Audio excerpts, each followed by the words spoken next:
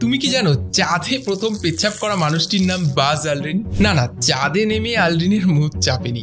পৃথিবীর মতো যদি তুমি চাঁদে পেচ্ছাপ করতে যাও স্পেস স্যুট খুলে, তাহলে সেকেন্ডের মধ্যে তুমি মারা যাবে, ল্যাক অফ অক্সিজেন এবং হার্শ টেম্পারেচারে। তাহলে বাজ আলড্রিন কিভাবে চাঁদের মাটিতে পেচ্ছাপ করলেন? 1969 সালে নীল আর্মস্ট্রং এবং বাজ আলড্রিন প্রথমবার চাঁদের মাটিতে পা রাখেন। তাদের স্পেস স্যুটের মধ্যেই পেচ্ছাপ জমা হওয়ার একটা ব্যাগ ছিল।